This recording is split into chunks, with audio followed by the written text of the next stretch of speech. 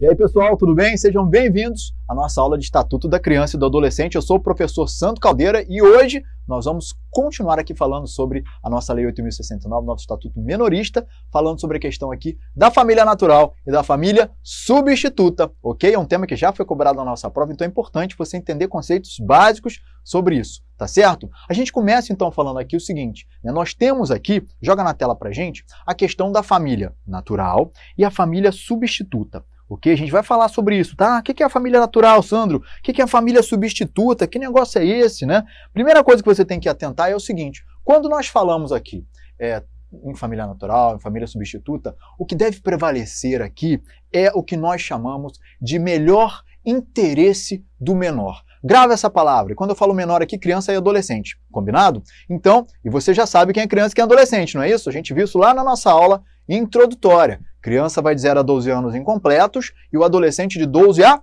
18 anos. Beleza? Então, quando o ECA falar aqui em criança, você já sabe a idade e o adolescente você também já sabe a idade. Então, quando falamos aqui em melhor interesse do menor, olha a proteção integral aí como pano de fundo, né? Buscar sempre o que é melhor para o menor, o que é melhor para essa criança e para esse adolescente. Aí eu boto a pergunta para você, né? Joga na tela aí. Eu tenho aqui o seguinte. Como é que eu vou determinar o que é melhor para esse, né? O que é melhor para o interesse aí do menor? Como é que eu vou entender isso? O que é isso, né, Sandro? Como é que eu vou saber? Ok, você está falando que a gente vai determinar o que é o melhor interesse do menor, mas como é que eu descubro isso? Mole, gente, você tem que analisar na realidade, não dá para a gente falar de uma forma genérica. Tem que ser analisado o quê? O caso a caso. E dentro dessa questão, já que a gente está falando aqui sobre família, né? Essa família natural, o ideal aqui é que o menor fique sempre, em regra, junto com sua família, com a família natural, ok? A gente tem então aqui, ó, joga na tela, ó, somente será possível a análise do caso concreto. No entanto, via de regra, a melhor opção é que a criança ou adolescente permaneça o quê? Sempre no seio da sua família natural, beleza? Então essa é a regra, que ele permaneça então em regra na sua família natural. Então, colocando dessa forma, a gente tem a regra e a gente tem a exceção. Qual então é a regra? Dentro da observância aí do melhor interesse do menor, voltado para a questão de alocação, colocação desse menor na tua família, tá? De posicionamento, onde ele vai ficar? A regra é que ele fique na família natural ou a regra é que ele fique numa família substituta? Que substitua a família original dele, a família consanguínea. E aí? A regra, então, joga na tela, é o seguinte, ó. A regra é que ele permaneça na sua família natural. Isso sempre buscando o que nós chamamos de melhor interesse do menor. Agora, excepcionalmente, a gente pode tirar esse menor da sua família natural e colocá-lo na chamada família substituta. E a gente vai ver aqui quem é essa família substituta. Mas, Sandro, vem cá, ó, explica para mim esse conceito de família natural, família substituta. Claro que eu explico, porque aqui a gente mata a cobra e bosta pau. Eu tenho aqui o seguinte, joga aqui na tela para a gente colocar um organogramazinho para facilitar a sua vida. Aí você pode imprimir isso se quiser, você pode colar isso na tua geladeira, pode colar no lado aí dentro do seu banheiro, onde você fique mais, né, dentro de casa, no seu trabalho, para você ir guardando. A gente chama isso de cartãozinho de memória, né? Então, ó, eu tenho aqui família natural. O que é a família natural? Família natural tá lá no artigo 25 do ECA, tá bom? Ela é composta pelos pais, qualquer deles e seus descendentes. Então, pelos pais, pode ser os dois, ou um ou outro, e também o que? Os seus filhos, seus descendentes, seus netos, tudo é família natural. Agora, eu tenho o que nós chamamos de família extensa, ou família por ampliação. Essa família, ela é englobada através de quê? De parentes próximos desse menor que convivam com essa criança e adolescente. Está lá no 25, parágrafo único do ECA. Família extensa ou família por ampliação, tá bom? Então aqui eu já não estou falando só dos pais com seus descendentes, eu estou falando na família extensa, eu vou ampliar essa família para considerar também como família quem? Parentes próximos que essa criança ou esse menor convivam, tá bom? E tem uma família substituta, que a gente vai falar também sobre ela. Vem cá comigo, ó. A família substituta, ela está lá no artigo 28, né? Quem é essa família substituta, Sandra? Eu vou tirar então esse menor da sua família natural e vou colocá-lo em outra família. A gente tem então aqui a chamada família substituta, que se perfaz através de que a família substituta? Guarda, tutela e adoção. São essas três possibilidades que nós temos aqui de família substituta, que já foi também cobrado na prova, tá bom? A questão da adoção, então, é uma questão que eles gostam de perguntar. Mas é difícil a pergunta, Sandro, da prova? Para você que está treinando questões, você vai ver que não é, porque na realidade, normalmente eles colocam um texto seco da lei, gente. ECA não tem muito o que inovar.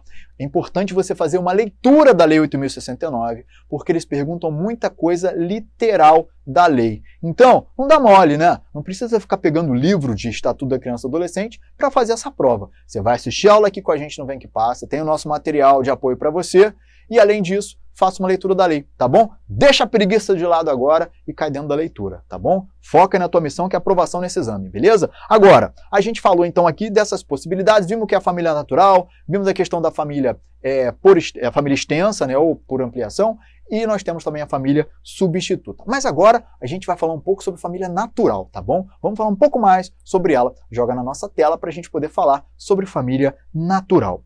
Família natural, então, nós temos previsão no artigo 25, que traz para a gente o conceito, né, da família natural. Olha como é tudo bem literal, né? Entende-se por família natural quem? A comunidade formada pelos pais ou qualquer deles e seus descendentes. Foi aquilo que a gente colocou naquele quadrinho lá anterior, tá bom?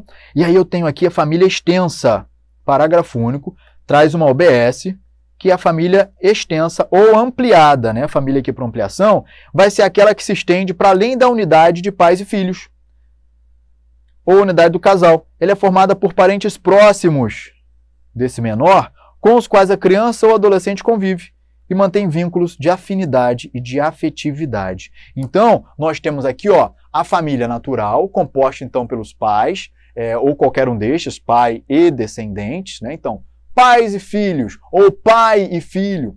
Esses indivíduos compõem o que nós chamamos de família natural. A gente tem então também a família extensa ou ampliada, que vai ser composta além, ela passa da questão de pais com seus descendentes. E eu vou trazer o quê? Aqueles parentes próximos que o menor convive e tem vínculos, estabeleceu vínculos de afetividade com esse parente próximo, né? A gente às vezes, eu lembro que eu quando era molequinho, tinha uma tia minha que estava muito presente também na minha criação. Então eu poderia até colocar como família ampliada, né? Porque é uma pessoa que fez parte da minha criação e que estava junto ali, né, com os meus pais também, ok? A família, então, ampliada, beleza? E nós temos, a gente agora passa aqui para o artigo 26, que traz o seguinte: os filhos havidos fora do casamento poderão ser reconhecidos pelos pais, conjunta ou separadamente, no próprio termo de nascimento, por testamento, mediante escritura ou outro documento público, qualquer que seja a origem da filiação. A gente sabe que filhos não tem mais diferença, né, pessoal? Parágrafo único, o reconhecimento pode preceder o nascimento do filho ou suceder-lhe ao falecimento, se deixar descendente, ok? Vem cá comigo, ó. Agora, pessoal, uma questão que é importante, que é o artigo 27, que fala sobre a questão do reconhecimento do estado de filiação. Vamos fazer a leitura comigo desse artigo 27 e a gente volta aqui para falar. O reconhecimento do estado de filiação é direito personalíssimo, indisponível e imprescritível, podendo ser exercido contra os pais ou seus herdeiros sem qualquer restrição. Observado sempre aí o segredo de justiça. A gente está falando de questão de família, né? Então tem sempre essa questão do segredo de justiça. Agora vem cá comigo, vamos falar da família substituta. Eu já sei qual é a família natural, já sei que essa família então é composta pelos pais e seus descendentes, ou só pelo pai e descendente, ou só pela mãe e o descendente, ou por ambos. Já sei que pelo parágrafo único também a gente tem lá o que é a família ampliada, né? Ou a família extensa, composta por indivíduos que vão além desse núcleo de pais e filhos, parentes próximos, né? Que o menor tem vínculos de afetividade, família extensa. E agora a gente fala sobre a família substituta e nós vamos falar sobre ela, diz respeito ao que a guarda, a tutela e a adoção, beleza? Vamos então falar com ela aqui. Agora a gente entra nessa questão, joga aí pra gente tela, família substituta.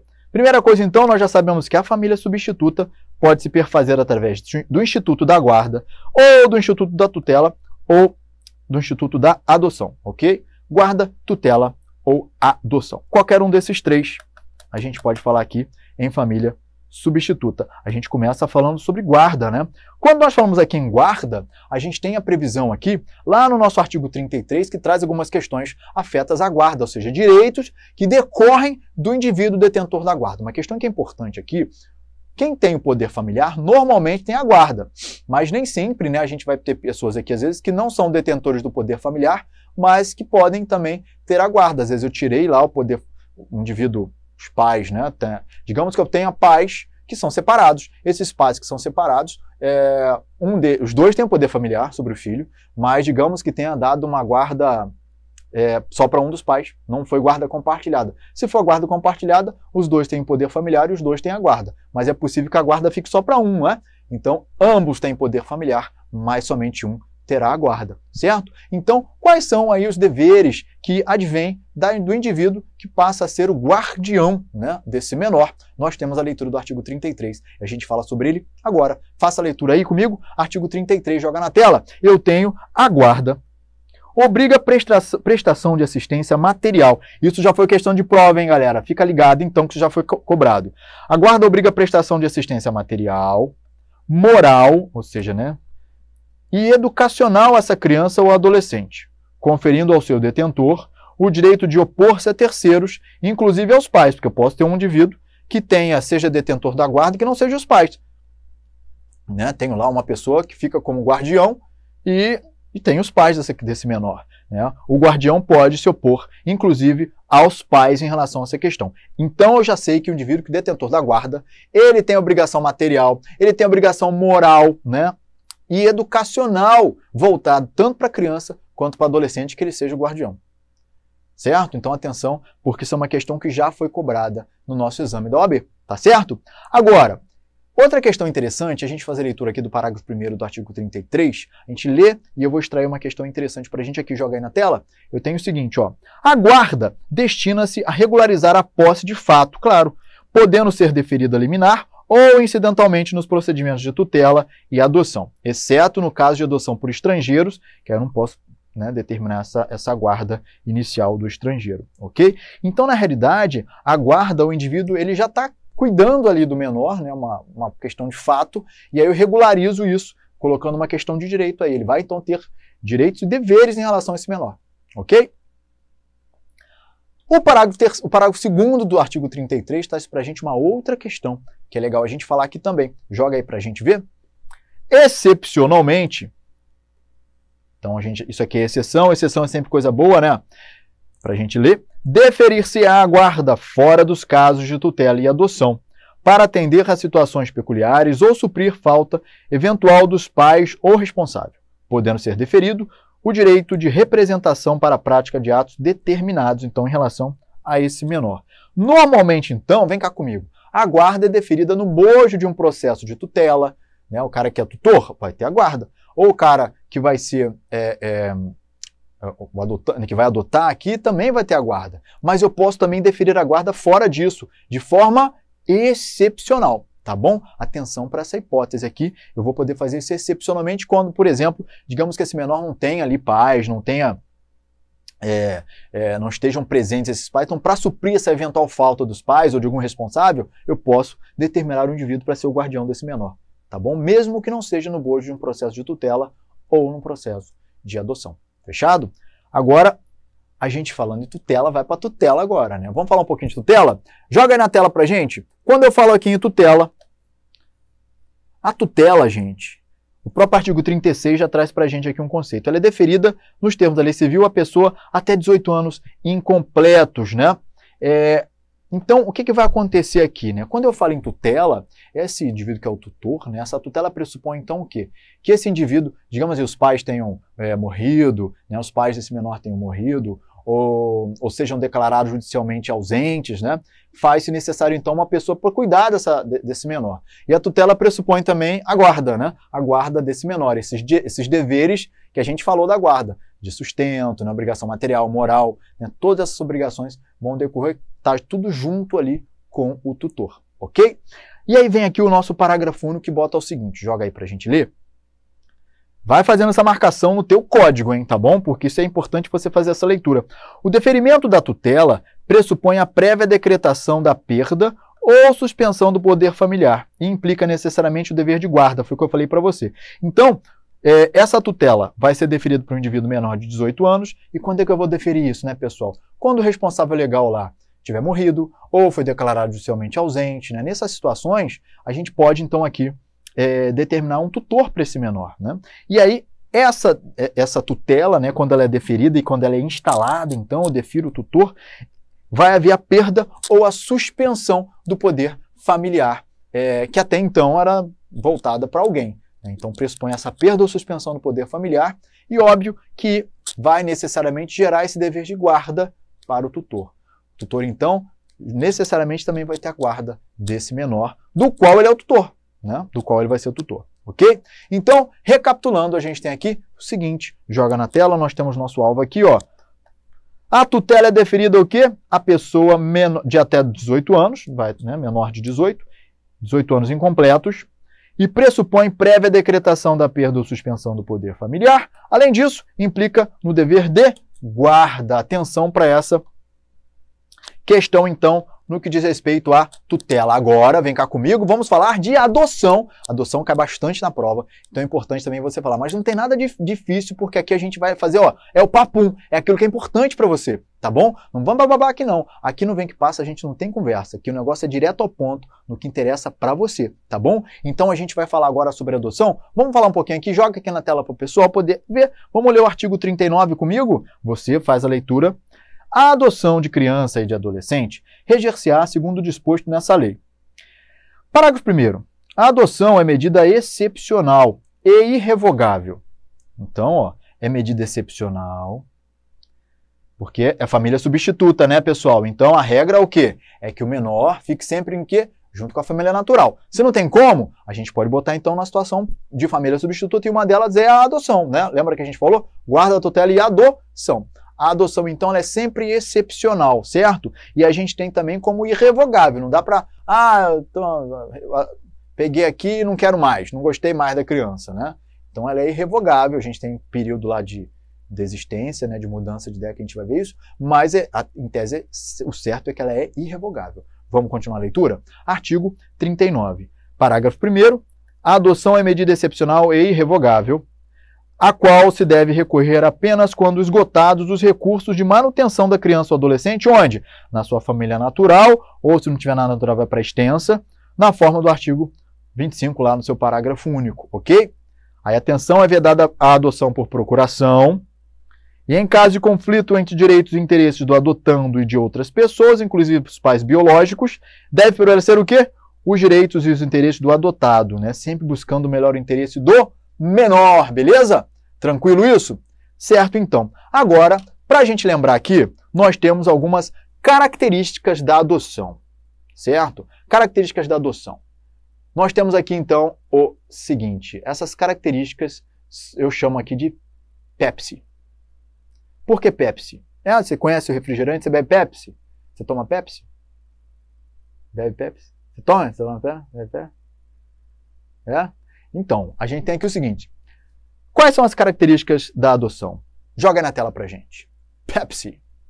Eu tenho personalíssima, excepcional, plena, através de sentença, né? E ela é irrevogável. Então, ó, entra aqui o nosso Pepsi. Personalíssima, excepcional, plena, sentença, né? Ela através de sentença, e ela é irrevogável. Ok? Então lembra, é Pepsi, não é Coca-Cola, gente, é Pepsi, tá bom? É Pepsi, beleza? Pepsi, então, as características da adoção. Características da adoção, Pepsi, ok? Tranquilo, fechado? Joga na tela de novo para o pessoal ver, para a gente olhar a última vez, para você memorizar. Pepsi, personalíssima, excepcional, plena, lembra que ela é através de sentença, que é determinada, e ela é irrevogável, tá bom? Fechado isso? Bora então continuar. A gente tem o artigo 40 que diz o seguinte: o adotando deve contar com, no máximo, 18 anos a data do pedido, salvo se já estiver sob a guarda ou tutela dos adotantes. Então são vedações aqui com relação à adoção. O adotando, gente, né, o cara que eu quero adotar, né, que a pessoa, né, o menor que eu quero adotar, criança ou adolescente, né, deve contar com no máximo 18 anos aí a data do pedido, a não ser que ele já esteja lá sendo criado por mim, né? Aí a gente pode regularizar isso aí, tá lá sob minha guarda ou minha tutela, aí não tem problema que isso ultrapasse. Mas a regra é que eu só vou poder adotar um indivíduo que seja menor, né? Não tem muito sentido, né? Eu adotar uma pessoa que seja maior de idade. Não tem como fazer isso, a não ser que já esteja sob a minha tutela ou sob a minha guarda, ok? Então atenção para isso, joga aí na tela para a gente colocar. Isso aqui a gente já viu, né? Então atenção aqui, ó, sininho tocando, é importante essa questão, tá bom? Agora, pergunta. Pode deixar na tela, pessoal. É possível adoção por procuração? Você imagina que é o seguinte, vem cá, se o cara vai adotar por procuração, você imagina como é que ele vai criar esse menor. Se ele não teve nem a boa vontade de ir presencialmente para fazer a adoção, você acha que o cara vai ser um bom pai, uma boa mãe? Vamos raciocinar. Ah, Santos, tudo depende. Tá, mas vamos ser bem o mais objetivo. Se o cara não teve, é igual casar por procuração, né? Pô, você não teve coragem de ir lá encontrar a mulher para casar com a mulher, né? Imagina, você acha que rola? Não dá, né? Então aqui, não pode, aqui, adoção por procuração, joga na tela, não rola. Vedação.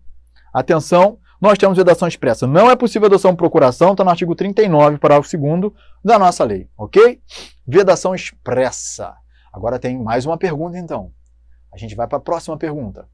Irmãos podem adotar, ou seja, um irmão pode adotar outro irmão? Imagina então, eu sou lá adulto, aí eu quero adotar um outro irmão meu que é menor. Eu posso adotar? Irmãos podem adotar entre si ali? Pode ou não pode? Pode não! A gente tem aqui previsão, joga aí na tela. Irmãos podem adotar?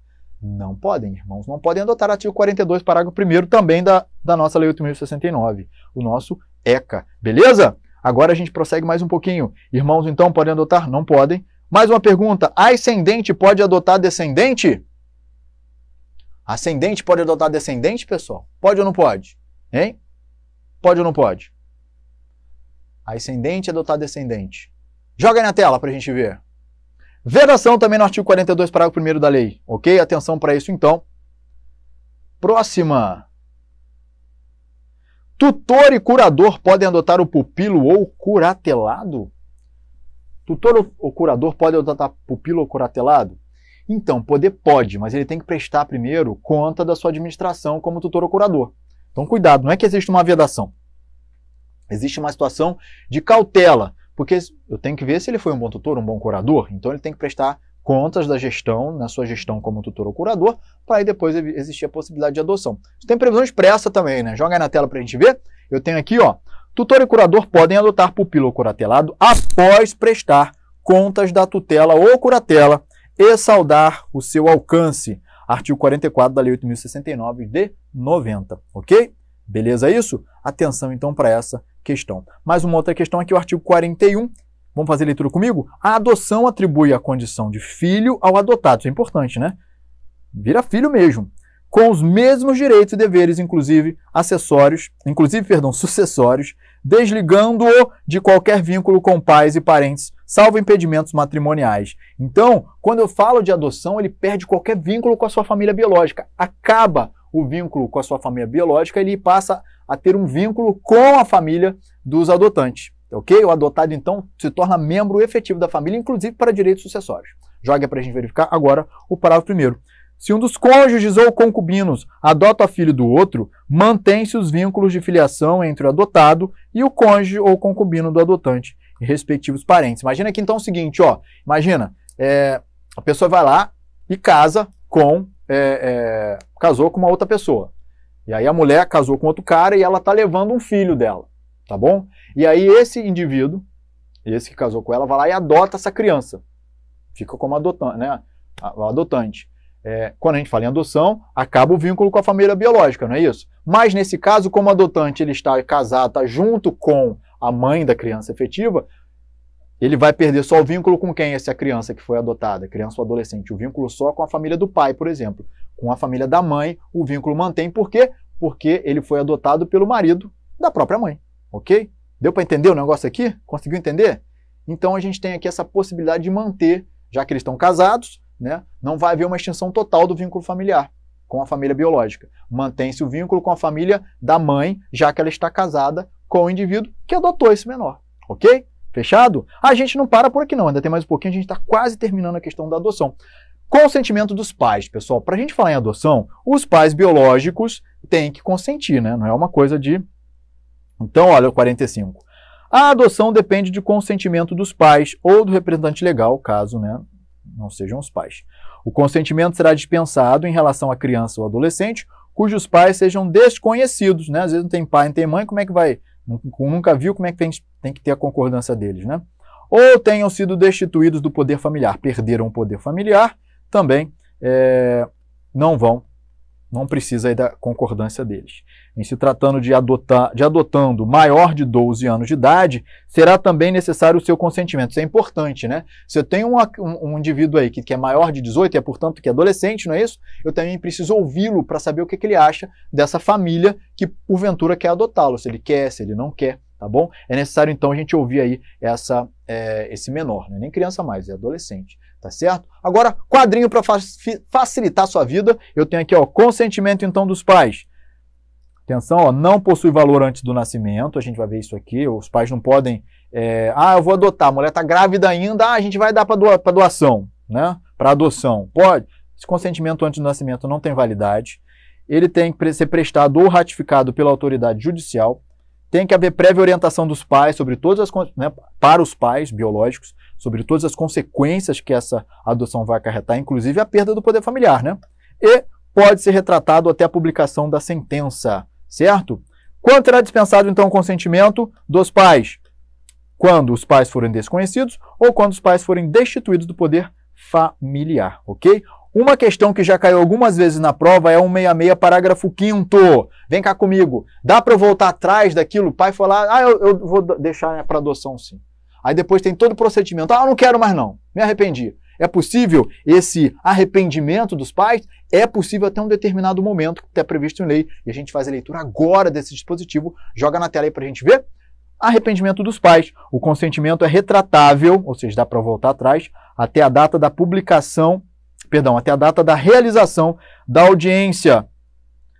E os pais podem exercer esse arrependimento no prazo de 10 dias, contado da prolação da sentença e da extinção do poder familiar. Então, o consentimento, ele consentiu, ele pode se retratar do consentimento até ali na audiência. Aí depois, digamos que ele não se retratou, ele foi adiante. Teve audiência, ele foi lá, foi deferida a adoção. Depois dessa sentença que concede a adoção, extingue o poder familiar, ele ainda tem 10 dias pós-prolação da sentença, que deu lá a adoção, ele tem 10 dias para exercer esse direito de arrependimento, poder voltar atrás e desfazer tudo, ok? É muito difícil, né? Mas é possível, tá bom? É possível que isso aconteça.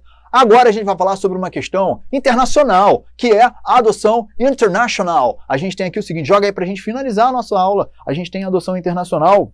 O que é essa adoção internacional, que também já caiu algumas vezes na prova, tem gente aí que dá mole e acaba errando, mas aqui você não vai errar, ó. Considera-se adoção internacional aquela na qual o pretendente, aquele que quer adotar, possui residência habitual em país parte da Convenção de Haia, relativa à proteção das crianças e cooperação em matéria de adoção internacional, promulgado pelo Decreto 3.087 de 99, e deseja adotar criança em outro país parte, também que faça parte da Convenção, ok? Estágio de convivência. A adoção será precedida de estágio de convivência com a criança e adolescente, pelo prazo de 90 dias, observada a idade da criança ou do adolescente e as peculiaridades do caso. Então, o prazo máximo é de 90 dias, para a gente saber se a criança vai se adaptar, se ela vai gostar, e até mesmo se os futuros pais que querem adotar esse menor, se eles vão gostar, né, vão ter algum tipo de afinidade com esse menor. Isso é importante a gente falar. Esse estado de convivência que a gente falou, que é uma experimentação, ele pode ser dispensado em algumas situações, que estão elencadas no parágrafo 1º, você vai ler comigo agora esse parágrafo, olha lá. O estágio de convivência poderá ser dispensado se o adotando já estiver sob guarda, sobre a tutela ou guarda legal do adotante, durante o tempo suficiente para que seja possível avaliar a convivência da constituição do vínculo. Claro, ele já está sob a tutela ou guarda, já é algo muito maior do que simplesmente um estágio de convivência. Sob a guarda ou a tutela, ele já convive de uma forma legal, de uma forma benéfica, já não precisa, né, desse período aí de experimentação, de estágio, porque já ele está fazendo algo maior até que o estágio, né? Parágrafo 3º diz aqui o seguinte: em caso de adoção por pessoa ou casal residente, isso aqui já foi questão de prova, atenção, hein? Em caso de adoção por pessoa ou casal residente ou domiciliado no país, fora do país, o estágio de convivência será de no mínimo 30 dias e no máximo de 45 dias, prorrogável por igual por até igual período, uma única vez, mediante decisão fundamentada da autoridade judiciária, beleza? Vem cá comigo então, atenção para essa questão. Outra questão é que o estágio de convivência ele vai ser cumprido onde? Dentro do território nacional ou fora do território nacional? Preferencialmente dentro do território nacional. Joga aí para a gente ver, parágrafo 5º. Estágio de convivência será cumprido no território nacional. Então, ó, sempre que eu tiver estágio de convivência, vai ser no território nacional. Preferencialmente na comarca o quê? De residência da criança ou do adolescente. Ou a critério do juiz, em cidade limítrofe, em qualquer hipótese, a competência do juiz da comarca é da comarca da residência da criança. Ok? Então, atenção para essas questões com relação à adoção, com relação a período, né? Esse período de estágio com relação a esse menor. Lembrando, então, que eles têm que ser feitos sempre dentro do território nacional, de preferência na comarca mais próxima aí do domicílio da criança, da residência da criança ou do adolescente. Fechou? Galera, a gente está encerrando a nossa aula de hoje, espero que ela tenha sido produtiva. Lembrando que você pode tirar suas dúvidas e falar comigo lá pelo meu Instagram, fala pelo direct, @sandocaldeira, e a gente vai tirar suas dúvidas, tá bom? Com o maior prazer. Fala que é aqui do Vem Que Passa e a gente vai conversando, tá bom? Bons estudos para vocês, foco na missão e a gente se vê numa próxima aula. Valeu, pessoal!